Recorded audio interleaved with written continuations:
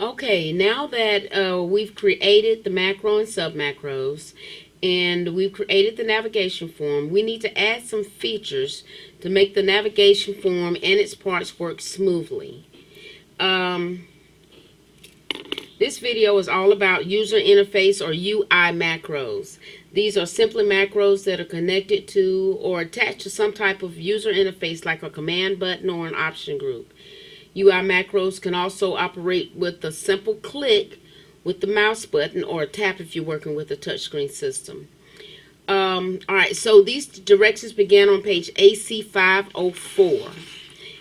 There's some discussion about them that begins on AC500, but and the tables embedded on page 503 are the ones that we will use to actually create the macros. But to create the actual datasheet form, the instructions begin on page 504. So we're going to just go through those.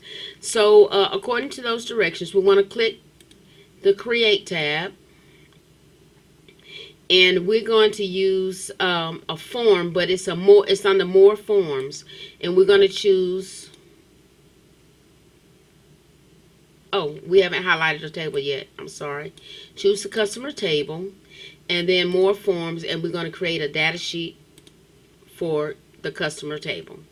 And it's just going to look exactly like the customer table, except that it's a form, a data sheet view of the form. And we're going to save it as the form called customer. Let me close this first. And we're going to save this as just customer without the name form on the end, because we already have one called customer form. We're going to embed this form someplace else, so don't worry about it at this point in time. Alright, so now we've created the form, and now what we want to do is we're going to also create a data sheet form for the book rep table. So we're going to close this one, and now highlight the book rep table, create, More Forms, data sheet, save, and we're just going to call this book rep. So we've created both forms. Now we have the book rep form and the customer form. They're data sheet forms, and they're going to be used in part of the navigation system that we're ultimately going to end up with. So we're going to let's just open the customer form that we first created. And we're going to just click the customer, this heading right here, and it highlights the whole column. And let's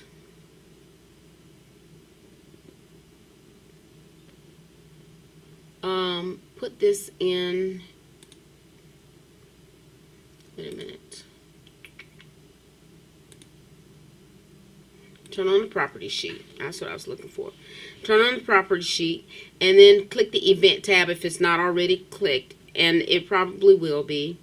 And so we're going to create an event so that when we click the customer, anything in the customer number field, that it does something. So that's an on-click event, and so we want to click an on-click event, and we're going to do this by building a macro. So we're going to use the same build button here, and we're going to use the macro builder, and then we're going to use the commands that are in table 8.3 on page table 8-3 on page AC503.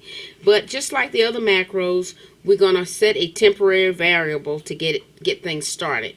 So we're just going to double click set temp variable, and we're going to enter the macro as CN.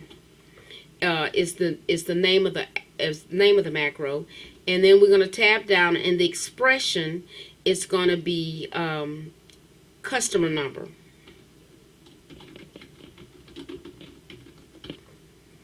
And so it's open bracket customer space number. We'll talk about this in a little bit, but that's going to be the expression argument. So that is done, and according to the table on page 503, the next thing we need to add is an open form, which we can use over here, or we can use from the drop down. It doesn't matter which. I'm just going to use the drop down because it's so much easier than drag and drop well, either one is very easy. And the form name is going to be the customer master form. And you can use the drop down and find it. Find it, customer master form. And we want the where condition to be customer number equal temp variables CN. So we're going to put that in as the where condition.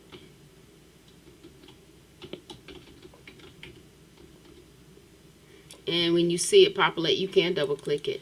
It'll put in the brackets and everything for you. Customer number equal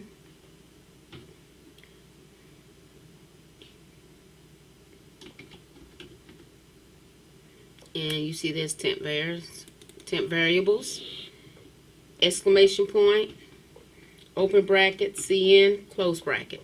Oh.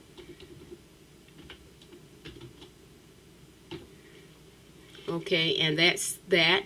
The data mode, we want it to be read only. We don't want them to be able to edit it, just to open it and look at it.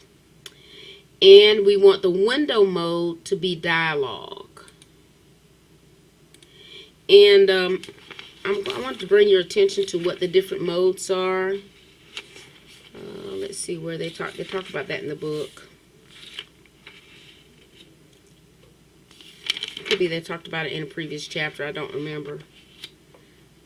But it's pretty interesting to take a look at what the different modes mean. But they're in your book. They're really, I don't see them right now.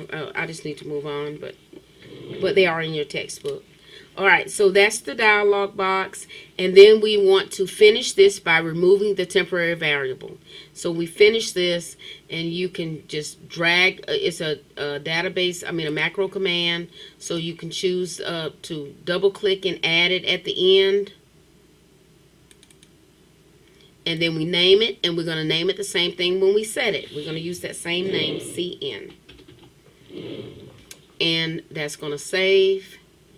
And we're going to close it. And now you can see we have an embedded macro. It looks fine.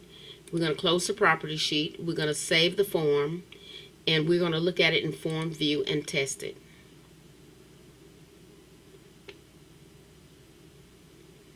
And now when I click any number, it opens up the form. I can click any one of them. See? Very cool. So if you had zillions of records, you can see how handy this would be. Alright, so now we're just going to repeat that same thing for the book rep form that we just created. We're going to click here, turn on the property sheet. We want it to be an on-click command. We're going to use the macro builder. And then we're going to follow those same steps, this time in table 8.4. So we're going to set a temporary variable, and we can double click here. We're going to call it, name it BN for book number, book rep number. And then we're going to set the expression as book rep number. Okay, that's something that's recognized. You saw it populated. And then we're going to use open form. We wanted to open a form. And the form name is book rep master form. There it is. And the where condition is where book rep master form. Oh, I'm sorry. Book rep number. All right, we're going to double click it. Where book rep number equal the temp variables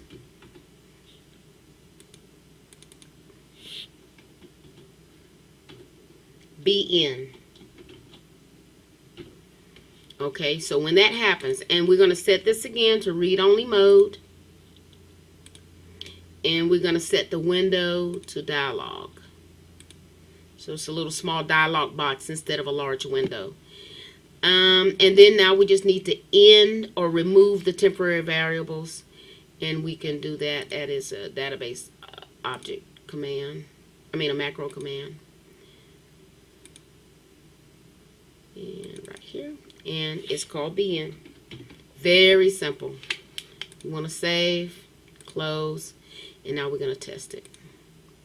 And it works just like it's supposed to. Okay, and that's all there is to that.